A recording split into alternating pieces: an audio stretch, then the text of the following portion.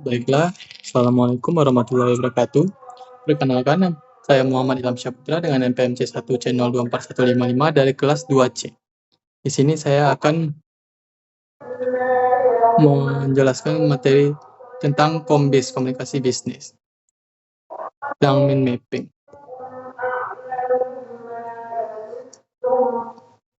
Nah, sini saya sudah membuatnya. Itu ada lamaran kerjaan. Di bawahnya itu ada pengertian surat. Ada pengertian surat lamaran kerjaan. Dalam surat lamaran kerjaan dapat didefinisikan sebagai surat yang dibuat oleh pelamar kerja atau kita yang sebagai pencari kerja untuk mengisi lowongan kerja yang ditawarkan oleh pihak lain baik perseorangan maupun instansi pemerintah. Surat lamaran kerja dapat juga dikatakan sebagai surat penjualan atau sales letters, sebagaimana seorang penjual produk yang berusaha meyakinkan para pembeli atau konsumen bahwa produk yang ditawarkan dapat memenuhi atau memuaskan kebutuhan mereka. Terus ada surat lamaran kerja. Surat lamaran kerja umumnya dilengkapi dengan sejumlah lampiran seperti CV, resume atau daftar riwayat hidup kita, surat keterangan kelakuan baik kita, surat keterangan kesehatan, surat rekomendasi, dan surat lamaran kerja umumnya mengemukakan poin-poin penting yang relevan dengan persyaratan pekerjaan yang ditawarkan dan menyajikan poin penting lainnya yang dapat membedakan dengan pelamar pekerja yang lain. Terus ada pengorganisasian surat lamaran kerja. Seorang pelamar kerja harus memahami dan mempersiapkan dengan sebaik-baiknya apa saja yang perlu dituliskan dalam surat lamaran kerja, serta bagaimana perorganisasian penulisannya. Hal ini memiliki arti penting baik bagi pelamar kerja maupun bagian evaluasi lembaga ataupun organisasi penerima kerja. Secara umum, perorganisasian penulisan surat lamaran kerja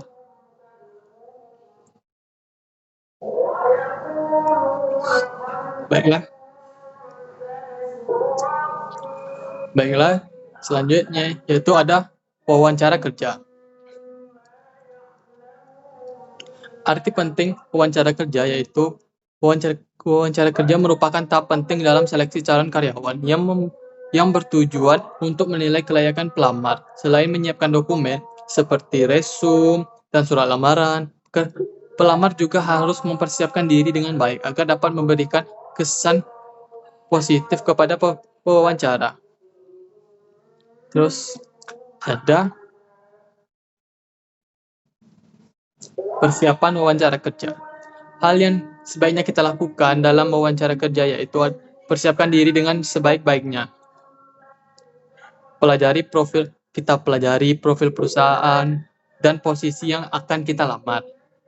Terus kita harus datang tepat waktu. Usahakan kita tuh tiba di waktu 10-15 menit sebelum jam yang sudah ditentukan. Terus berbicara dengan jelas dan percaya diri. Kita jawab pertanyaan dengan penuh keyakinan dan berbicara dengan nada suara yang baik dan tidak terlalu terburu-buru. Terus ada cara kita mengenali pekerjaan dan perusahaan. Wawancara kerja merupakan kesempatan bagi pelamar untuk menunjukkan kemampuannya serta keseriusannya dalam melamar suatu posisi. Agar wawancara berjalan dengan baik, pelamar perlu melakukan persiapan matang, termasuk mencari informasi mengenai perusahaan dan posisi yang dilamar.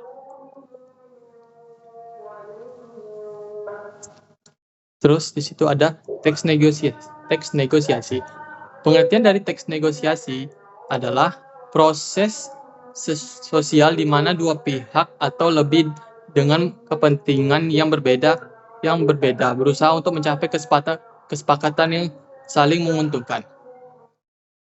Terus ada tujuannya. Tujuan teks negosiasi yaitu mencapai kesepakatan, membangun hubungan, dan mencegah konflik. Terus fungsinya yaitu fungsi teks negosiasi bersama-sama keduanya dapat mencapai tujuan mereka. Diskusi yang berhasil dapat memperkuat ikatan antara kedua belah pihak, dan negosiasi dapat digunakan untuk mencegah masalah atau menemukan solusi damai. Terus ada ciri-ciri teks negosiasi.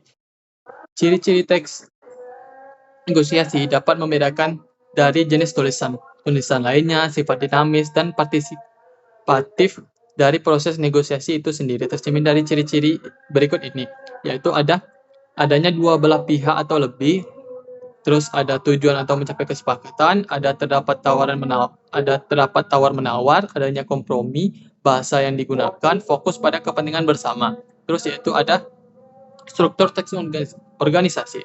Struktur teks ini berfungsi sebagai landasan fundamental untuk mengatur wawancara yang terjadi selama proses negosiasi.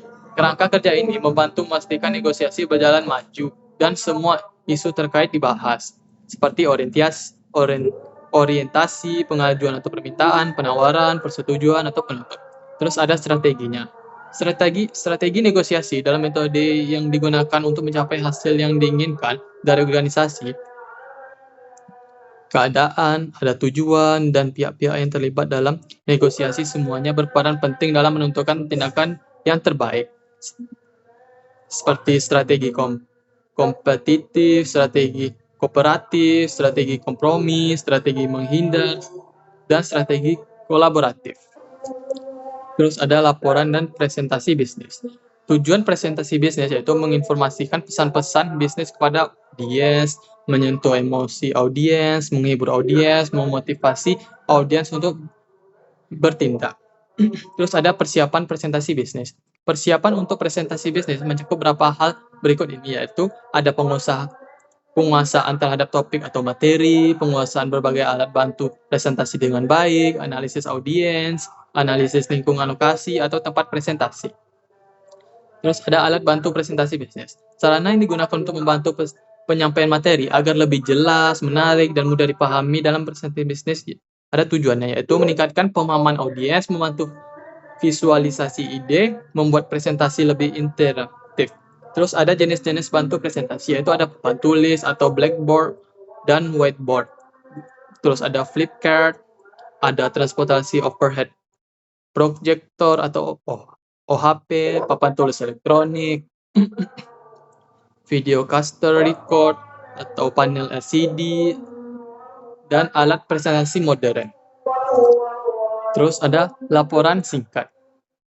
Karakteristik laporan singkat itu kebanyakan laporan singkat hanya mencakup materi pendukung yang relatif sedikit bagi pencapaian komunikasi yang efektif, dan ini juga dapat berbentuk memo. Laporan singkat lebih menekankan pada tubuh laporan yang mencakup pembukaan, hasil temuan, bahasaan, dan bagian penutup.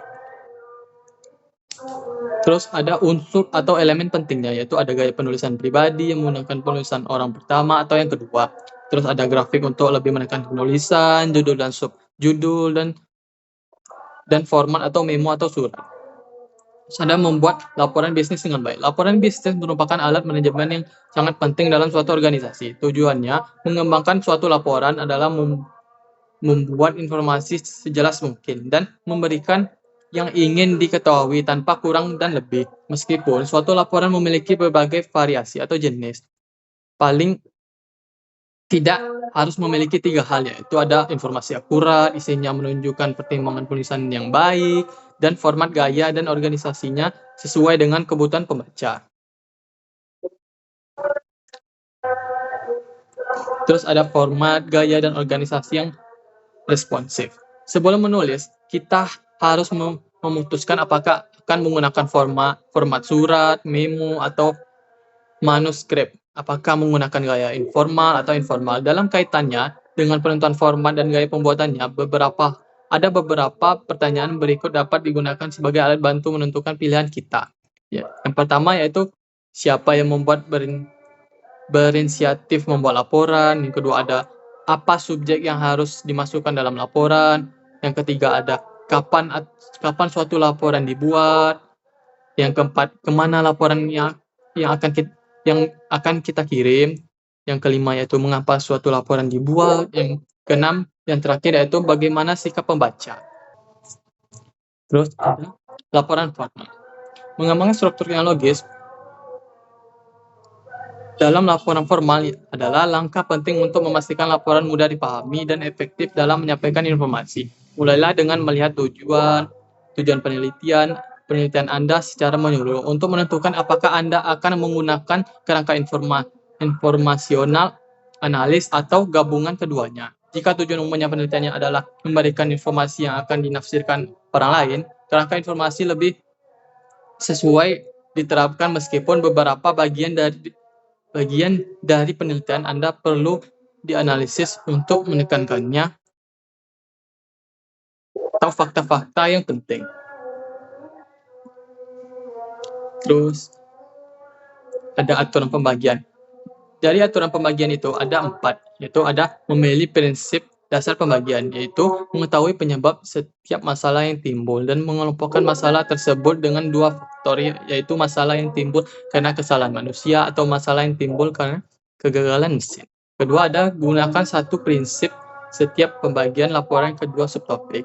Yang ketiga, ada setiap pembagian kelompok harus terpisah dan berbeda. Yang keempat, ada teliti dalam melakukan pendaftaran semua komponennya.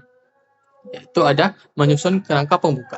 Menyusun kerangka pembuka dapat digunakan format kerangka atau penyajian ide-ide kita. Kerangka pembuka memberikan